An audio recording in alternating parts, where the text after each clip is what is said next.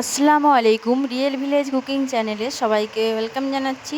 আজকে কোনো snacks recipe বা টি টাইম স্ন্যাক্স রেসিপি, কোনো ব্রেকফাস্ট রেসিপি না। আজকে আমি একটা স্পেশাল মশলা বানিয়ে দেখাবো, যেটা আপনারা সব ধরনের তরকারির সঙ্গে দিতে পারবেন। চলুন তাহলে আজকের রেসিপি শুরু করি। এখানে একটা থালা নিয়ে নিয়েছি আর একটা পাত্রে নিয়ে নিয়েছি ধনে। এখানে 50 ধনে আছে, গোটা ধনে। ভালো করে ধুয়ে পরিষ্কার করে শুকনো করে নিয়েছি। আপনারা ধনেগুলো ধুয়ে ভালো করে পরিষ্কার করবেন, কারণ এর মধ্যে অনেক নোংরা থাকে। আমি নিয়ে নিলাম ধনে। আর এবার নিয়ে নেব গোটা জিরে। আমি একইভাবে সব মশলায় ভালো করে ধুয়ে পরিষ্কার করেছি। ফ্রেশ গোটা জিরে নিয়ে নিয়েছি এখানে 25 গ্রামের মতো, 25 গ্রামের সামান্য কম হবে। দিয়ে দিচ্ছি 2টো শুকনো লঙ্কা। এবার এর মধ্যে দিয়ে দিচ্ছি 3টে এলাচ আর একটা দারুচিনি। এই মশলার স্বাদটা বাড়ানোর জন্য আমি এগুলো অ্যাড করলাম। এবার এর মধ্যে দিয়ে দিচ্ছি 2টো তেজপাতা আর দিয়ে দিচ্ছি 2টো লবঙ্গ। এই সব মশলাগুলো আমি ভালো করে মিশিয়ে নিচ্ছি। আপনারা চাইলে ধনে জিরে আলাদা করেও ভেজে নিতে পারেন। আমি এবারে সব কটা মশলা এগুলো ভেজে নেব। একটা ফ্রাই প্যান নিয়ে নিলাম। এই ফ্রাই প্যানটা গরম হয়ে এলে একবারই গ্যাসের ফ্লেমটা লোতে রেখে এগুলোকে ভেজে নিতে হবে। গ্যাসের ফ্লেমটা বাড়ানো যাবে না, কারণ এটা পুড়ে যেতে পারে। পুড়ে গেলে তেতো লাগবে, মশলার স্বাদটা থাকবে না, আর তরকারির মধ্যে দিলেও খেতে খারাপ লাগবে। গ্যাসের ফ্লেমটা একবারই লোতে রেখে আস্তে আস্তে করে এগুলোকে আমি ভেজে নেব। এগুলো ভাজতে খুব বেশি টাইম লাগে না, আর কালারটা বেশি চেঞ্জ করাও যাবে না।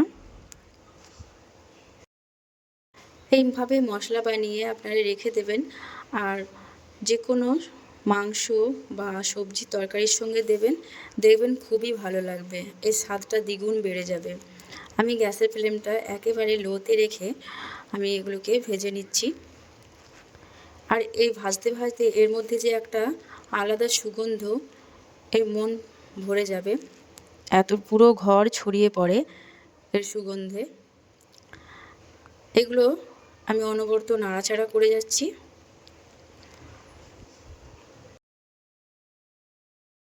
আমি এইভাবে মশলা বানিয়ে রেখে দিই প্রায় 6 মাসের জন্য। আর 6 মাস ধরে রান্নার মধ্যে অল্প অল্প করে 1 চামচ করে দিলে এর স্বাদ ও সুগন্ধ দুটোই বাড়ে। আর সব পরিবারে খুবই টেস্টফুল তরকারি হয়, সবই মজা করে খায়, এতটাই সুস্বাদু হয়। এগুলো আমার ফ্রাই করা হয়ে গেছে। এই দেখুন কালারটা অনেকটাই চেঞ্জ হয়ে গেছে। ঠিক এই রকম রাখতে হবে। এগুলোকে আমি হালকা একটু ঠান্ডা করে নেব। গ্যাসের ফ্লেমটা বন্ধ করে দিচ্ছি, দিয়ে এগুলোকে আমি ঠান্ডা করে নেব।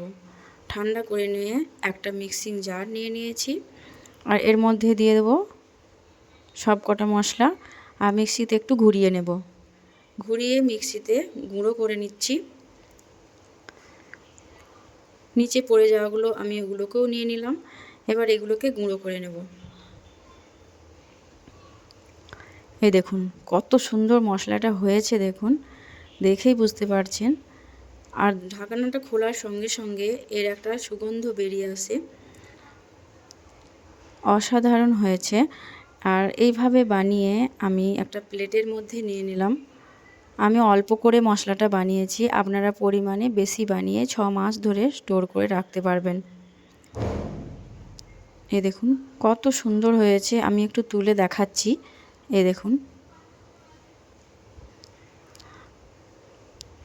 এই দেখুন, এইভাবে মশলা বানিয়ে নিতে পারবেন। আর দেখলেন তো কত সহজে আপনারা ঘরেই কোনো নির্ভেজাল মশলা ছাড়াই এইভাবে ভাজা মশলা বানিয়ে নিতে পারবেন। আর তরকারির সঙ্গে দিলে এর স্বাদ দ্বিগুণ বেড়ে যাবে। তাহলে আজকে এই রেসিপিটা আপনাদের কেমন লাগলো অবশ্যই কমেন্টে জানাবেন। ভালো লাগলে চ্যানেলটা সাবস্ক্রাইব করে পাশে থাকার অনুরোধ রইল। আমি একটু ভালোভাবে দেখাচ্ছি মশলাটা। এই দেখুন কতটা সুন্দর হয়েছে। তাহলে কথা না বাড়িয়ে আজকের এই রেসিপি এখানেই শেষ করছি। আবারও নিত্য নতুন রেসিপি নিয়ে আপনাদের কাছে হাজির হব।